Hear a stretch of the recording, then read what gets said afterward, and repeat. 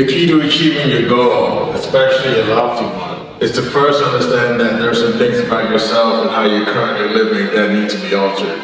There are three pivotal components to your personality which need to be in line with your intended direction, and those are your thoughts, actions, and feelings. To maintain this alignment, you have to consciously break old behavioral patterns that will creep up and try to counteract the change that you're trying to make. And to do so requires conscious awareness and sustained focused energy. To be consciously aware of your situation is important because it makes you come to terms with some of the hardcore truths about your limiting beliefs and self-esteem. I've come across people looking to get in better shape or overcome their insecurities and gain more self-confidence to thrive in a new job or a new venture, express your deep-seated inner shortcomings that psych themselves out from believing their capabilities. Carl Jung, one of the founding fathers of psychoanalysis, identified these emotional shortcomings as part of the shadow self, which can be summarized as parts of yourself that you dislike and are ashamed to show the outside world, so you bury it within you until it becomes unconsciously limiting to the person you want to become.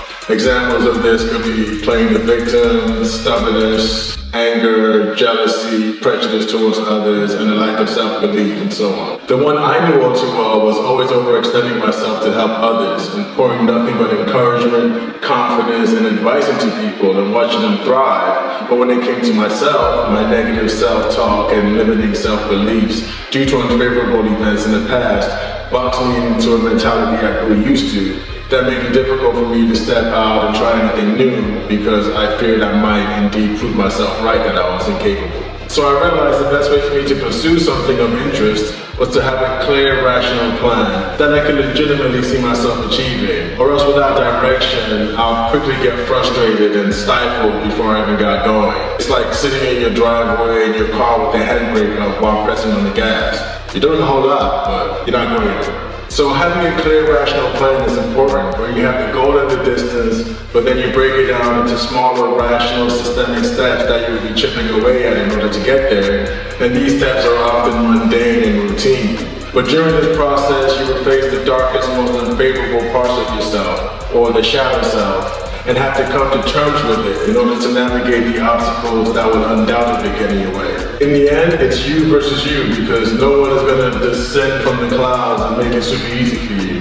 You're going to have to get the ball rolling first before any fortuitous luck can even come your way. Because if you have nothing concrete going on, how can anyone even help you? You have to understand that you're not just embarking on a journey to achieve a particular goal in the future, but you're also undergoing a process of self-discovery to find out more about who you are and how to become a better version of yourself. These things go hand in hand. Typically, the person who's eligible to achieve a goal that you want is a better version of who you currently are right now. And it's perhaps someone who is more disciplined, more consistent in your routine, is more researched and knowledgeable in your particular field of interest, is a better manager of personal funds and doesn't have erratic spending habits when they do get money, or is in just better physical shape. You have to be the type of person who's true to their word, and when they say they're going to do something, they actually do it, even if they change their mind halfway through. In the same way, when you make a promise to yourself, it has to become non-negotiable until you've seen it through. So you get in a pattern of closing loops. Once you start something, you always finish it, no matter what.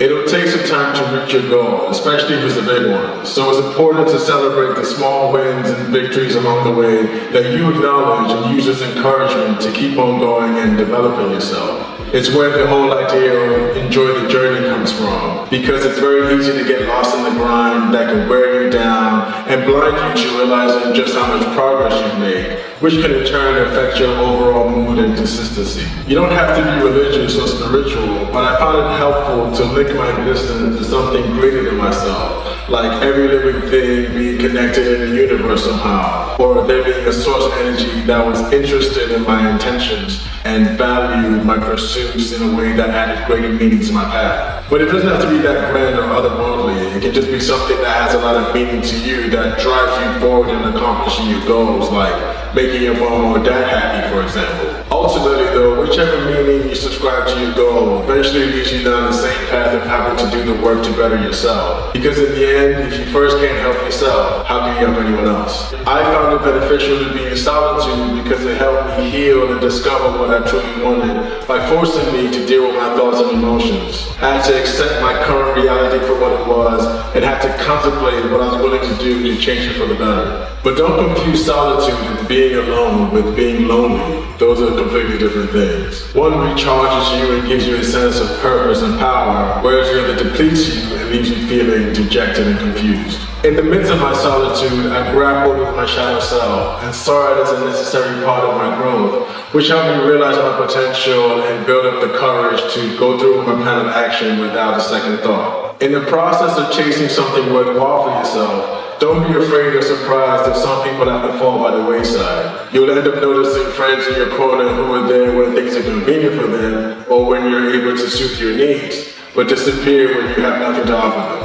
If they don't support you while you're trying to level up and change your thoughts, actions, and feelings towards a more productive end goal, then it's a reality you have to come to terms with, where people who are not like-minded simply can't go where you are. Now, this doesn't mean you have to start cutting people off, although sometimes it does, but more for you to be mindful of keeping certain people at a distance that may interfere with what you've envisioned for yourself. Let's say you used to go out select nights out of the week with your friends to get drinks, but now you're more fitness conscious and you're focusing on intermittent fasting, you're eating right, you're working out regularly, you're meal prepping and choosing to cut out all alcohol. At this point, you know your former lifestyle of going out regularly is not going to assist you in achieving the new goal that you set for yourself. So if you went to your friends and told them, guys, I'm going to stop drinking, and all they do is make you feel bad about it, or tell you that having a couple of drinks won't hurt, then that presents a real obstacle that you have to deal with. It's difficult enough being disciplined to achieve a goal, let alone having people around you making that process much harder due to their selfish reasons. It's okay for them to have a different lifestyle, but not at the cost of your personal advancement.